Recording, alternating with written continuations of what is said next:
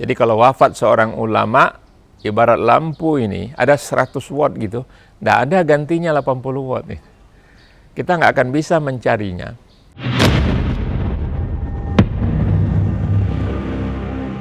Nah, saya sering silaturahim kepada beliau. Karena bagi saya, Ustaz Ilmi adalah sosok seorang ayah. Saya katakan, Ustaz, alhamdulillah nih, ya, antum tuh luar biasa, jazakumullah khairan, saya bilang gitu. 43 tahun tuh menjadiin saya presiden partai. 48 jadi menteri, saya bilang gitu. Nah, sekarang 53, saya boleh pensiun dong, Ustaz. Marah beliau. Aktif, memang sejak kapan da'i ini ada pensiunnya gitu. Da'i itu tidak ada pensiunnya, kata beliau. Ya, jadi ini luar biasa. Sekali lagi bagaimana beliau menanamkan nilai-nilai Islam. Nilai-nilai Islam itu bukan saja nilai-nilai yang baku, tapi nilai-nilai yang bergerak. Begitu saya diberikan materi-materi mengenai tarbiyah, bahwa kita harus mengembangkan dakwah ini, bahwa kita ini sebagai khalifah di muka bumi ini haruslah memakmurkan bumi ini dengan menyebarkan dakwah Islamiyah.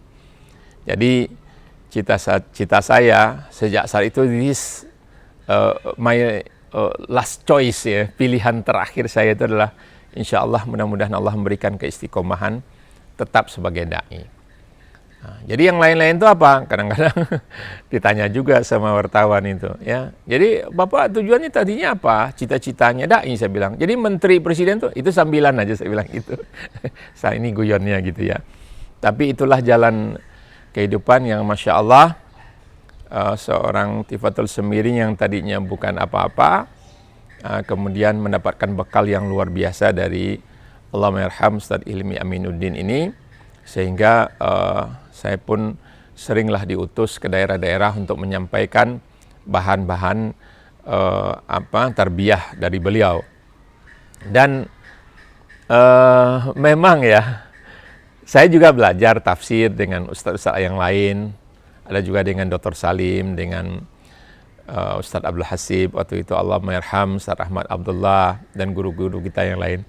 Tapi memang Ustadz Ilmi ini punya kekhasan sendiri, dimana kalau beliau membacakan ayat itu, kita seolah-olah disuruh bergerak gitu dengan ayat itu, ya, bukan pasif, bukan diam, bergerak gitu.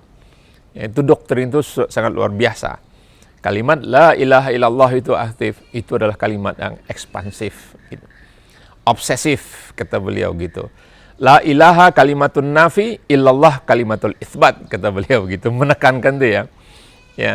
Jadi kita menafikan semua yang dipertuhankan, semua yang mengaku Tuhan, semua yang menganggap dirinya Tuhan itu dinafikan. Itu kalimat la ilaha illallah, mengokohkan hanya satu Allah. Itulah yang kita mengesahkan Allah.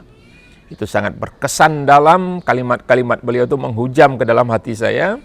Dan mudah-mudahan ini beliau Allah berikan keridhaan, ya. Dan tentunya kita sangat bersedih ketika mendengar kabar bahwa beliau sebetulnya bukanlah orang yang tidak mudah gitu loh. Mengenai kesehatan ini sangat perhatian betul. Karena beliau luar biasa. Saya tahu beliau ini waktu usia 40-50 itu jalan kemana, jalan kaki. Saya juga lihat kaki beliau ini digulung, celananya itu betisnya juga betis itu besar gitu, keras gitu, naik turun bukit itu beliau luar biasa. Dan ya juga obat-obat herbal ini banyak beliau konsumsi untuk menjaga kesehatan tubuh beliau itu. Kan tapi inilah qadarullah, pada bulan Juli yang lalu beliau wafat. Masya Allah ya, kita terkaget semua. Ini yang membuat banyak kami terutama, karena beliau pernah sebagai ketua majelis syuro, sehingga kita sangat merasa kehilangan, ya. Jadi memang ini ciri-ciri hari kiamat itu, kata Rasulullah SAW. Faqala Rasulullah SAW, la taqumus sa'ah hatta yuqbadul ilmu wa takthural zalazil, diantaranya itu wa yataqarabaz zaman.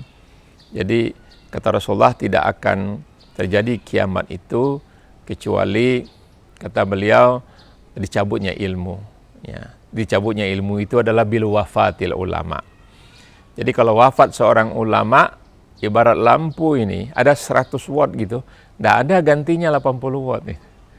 Kita nggak akan bisa mencarinya. Nggak ada gantinya 60 watt. Dapat yang 30 watt pun jadilah gitu. Tapi sosok Ustaz Ilmi ini belum ada tandingannya.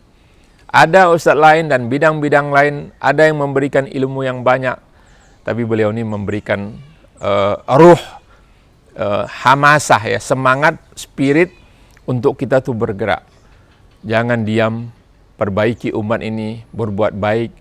Dan beliau kadang-kadang itulah, karena begitu tekunnya di dalam dakwah ini, kadang-kadang kurang memperhatikan sisi-sisi kesehatan beliau sendiri.